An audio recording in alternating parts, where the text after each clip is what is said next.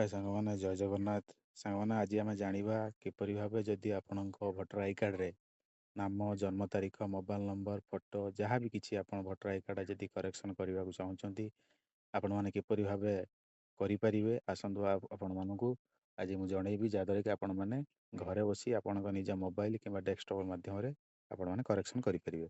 ତ ସେଥିପାଇଁ ପ୍ରଥମେ ଆପଣମାନେ ଭୋଟର କାର୍ଡ଼ କରେକ୍ସନ୍ କରିବାକୁ ହେଲେ ଆପଣମାନେ ଗୁଗଲ୍ କ୍ରୋମ୍କୁ ଯାଇକି ଆପଣମାନେ ସର୍ଚ୍ଚ କରନ୍ତୁ ଭୋଟର କାର୍ଡ଼ କରେକ୍ସନ୍ ମାରିଦେବେ, ପଳେଇ ଆସିବ। ଆପଣ ଦେଖନ୍ତୁ ଭୋଟର ଆଇ କାର୍ଡ଼ କରେକ୍ସନ୍ ପୋର୍ଟାଲଟି ପଳେଇ ଆସିଛି।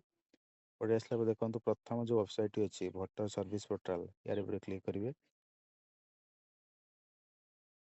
କ୍ଲିକ୍ କଲା ପରେ ତାପରେ ଆପଣମାନେ ତାର ଡେସ୍କଟପ୍ ସାଇଜ୍କି ନେଇଯିବ, ଡେସ୍କଟପ୍ ସାଇଜ୍ କରିଦେବେ, ଯାହାଦ୍ୱାରା ଆପଣମାନେ ଇଜି ହେବ ସବୁ କିଛି ଜାଣିବା ପାଇଁ। ପ୍ରଥମେ ଦେଖନ୍ତୁ ଏଠି ତାର ହୋମ୍ ପେଜ୍ଟି ପଳେଇ ଆସିଛି। ଭୋଟର ଆଇ କାର୍ଡ଼ରେ ଯେଉଁ ହୋମ୍ ପେଜ୍ଟି ପଳେଇ ଆସିଛି, ଆପଣମାନେ ପ୍ରଥମେ ସାଇନ୍ ଅପ୍ କରିବାକୁ ପଡ଼ିବ। ଦେଖନ୍ତୁ କର୍ଣ୍ଣରରେ ସାଇନ୍ ଅପ୍ ଅପସନ୍ ଅଛି, ଆପଣମାନେ ତାରି ଉପରେ କ୍ଲିକ୍ କରିକି ସାଇନ୍ ଅପ୍ କରିପାରିବେ। କଲା ପରେ ଆପଣମାନେ ଏଠି ଆପଣମାନଙ୍କର ମୋବାଇଲ୍ ନମ୍ବର ଦେବେ।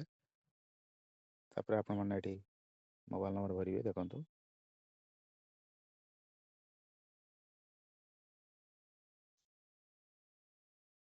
ଯଦି ଆପଣମାନଙ୍କର ଇମେଲ୍ ଆଇ ଡ଼ି ଥିବ, ଇମେଲ୍ ଆଇ ଡ଼ି ଦେବେ, କିନ୍ତୁ ଏଠି ଇମେଲ୍ ଆଇ ଡ଼ି ଅପସନାଲ୍ ଅଛି, ଆପଣ ନ ଦେଇପାରିବେ। ତାପରେ ଆପଣମାନେ ଏଠି କ୍ୟାପ୍ଚା ଭରିବେ। କ୍ୟାପ୍ଚା ମେ ବି ଟିକେ ଟାଇମ୍ ନେବ ରିଫ୍ରେଶ୍ ହେବା ପାଇଁ, 2-3 ଥର ଚେଷ୍ଟା କରିବେ।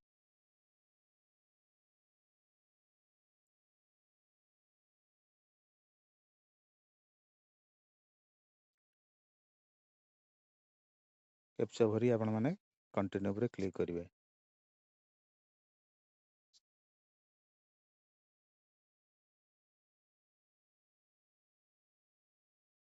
କଣ୍ଟିନ୍ୟୁ କଲା ପରେ ଦେଖନ୍ତୁ ଏଠି ଆପଣଙ୍କର ଯେଉଁ ନାଁ ଅଛି, ସଠିକ୍ ନାଁ ଆପଣ ଆଧାର ଅନୁସାରେ ଏଇଠି ଟାଇପିଂ କରିବେ। ଆପଣଙ୍କ ଫାର୍ଷ୍ଟ ନେମ୍ ଦେବେ, ଆପଣଙ୍କ ଫାର୍ଷ୍ଟ ନେମ୍ ଯାହା ଆପଣଙ୍କର ଦେବେ। ଆପଣଙ୍କୁ ଜଣାଇବା ପାଇଁ ବର୍ତ୍ତମାନ ଗୋଟେ ନମ୍ବର ନାଁ ଟାଇପିଂ କରୁଛି। ତାପରେ ଆପଣ ଲାଷ୍ଟ ନାଁ ଦେବେ, ଦେଇକି ଭେରିଫାଏ ଉପରେ କ୍ଲିକ୍ କରିବେ। ଦେଖନ୍ତୁ ଏଠି ଭେରିଫାଏ ଉପରେ କ୍ଲିକ୍ କଲା ପରେ ଆପଣଙ୍କ ଯେଉଁ ପ୍ରଥମେ ଯେଉଁ ନମ୍ବରଟି ଦେଇଥିବେ ସେଇ ନମ୍ବରରେ ଗୋଟେ ୱାନ୍ ଟାଇମ୍ ପାସୱାର୍ଡ଼ ଯିବ, ଯେଉଁଟାକି ଏଇଠି ଆପଣ ଏଣ୍ଟ୍ରି କରିବେ।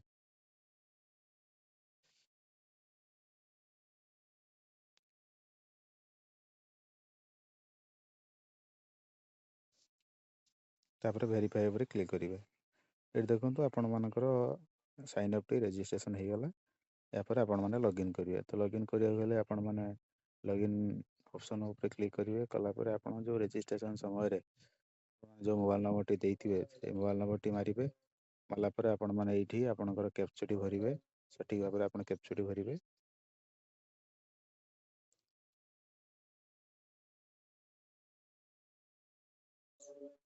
କ୍ୟାପ୍ଚାଟି ଭରି ଆପଣମାନେ ସେଣ୍ଡ ଓଟିପି ଉପରେ କ୍ଲିକ୍ କରିବେ। କଲା ପରେ ଏଇଠି ଆପଣମାନଙ୍କର ୱାନ୍ ଟାଇମ୍ ପାସୱାର୍ଡ଼ଟି ପଳେଇଯିବ ଯେଉଁ ରେଜିଷ୍ଟ୍ରେସନ୍ ନମ୍ବର ଉପରକୁ।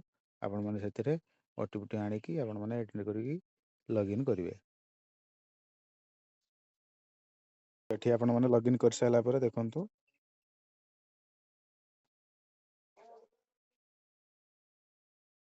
ଲଗ୍ଇନ୍ କଲା ଆପଣମାନେ ଏଇଠି ଆପଣଙ୍କର ଭୋଟର ଆଇ କାର୍ଡ଼ଟି ନମ୍ବରଟି ଦେବେ। ଯେଉଁ ଭୋଟର ଆଇ କାର୍ଡ଼ଟି ଆପଣମାନେ କରେକ୍ସନ୍ କରିବାକୁ ଚାହୁଁଛନ୍ତି, ସେଇ କରେକ୍ସନ୍ କରିବାକୁ ହେଲେ ଆପଣମାନେ ଏଇଠି ଆପଣଙ୍କର ନିଜର ଭୋଟର ଆଇ କାର୍ଡ଼ଟି ନମ୍ବରଟି ଏଣ୍ଟ୍ରି କରିବେ। ଏଣ୍ଟ୍ରି କଲା ପରେ ଦେଖନ୍ତୁ ଏଣ୍ଟ୍ରି କଲା ପରେ ଆପଣମାନେ କ'ଣ ଏଣ୍ଟ୍ରି ମାନେ କରେକ୍ସନ୍ କରିବାକୁ ଚାହୁଁଛନ୍ତି, ତ ଏଇଠି ଆପଣମାନଙ୍କର ଅପସନ୍ ପଳେଇ ଆସିବ ବହୁତ ସାରା। ଆପଣମାନେ ଥାର୍ଡ଼ ବାଲା ଅପସନ୍ ଉପରେ କ୍ଲିକ୍ କରିବେ।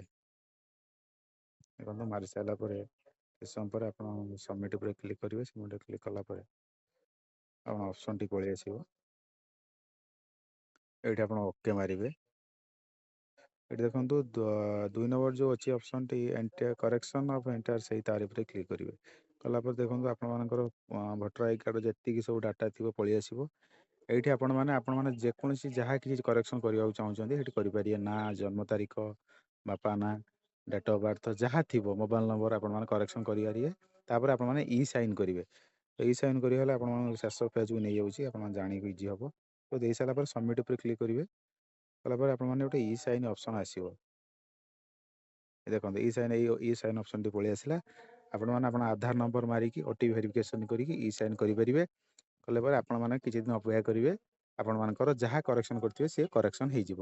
ତ ଏଇଭଳି ଭାବେ ଆପଣମାନେ ନିଜ ମୋବାଇଲ ମାଧ୍ୟମରେ, ଆପଣ ଡେସ୍କଟପ୍ ମାଧ୍ୟମରେ ଆପଣ ନିଜର ଭୋଟର ଆଇ କାର୍ଡ଼ର ଯାହା କିଛି କରେକ୍ସନ୍ ଥିବ ଆପଣମାନେ ନିଜେ କରିପାରିବେ। ତ ଏଇଭଳି ଇନଫର୍ମେଟିଭ୍ ଭିଡ଼ିଓ ପାଇଁ ଆମ ଚ୍ୟାନେଲକୁ ଲାଇକ୍ ସେୟାର ଆଣ୍ଡ ସବସ୍କ୍ରାଇବ୍ କରନ୍ତୁ। ଜୟ ଜଗନ୍ନାଥ।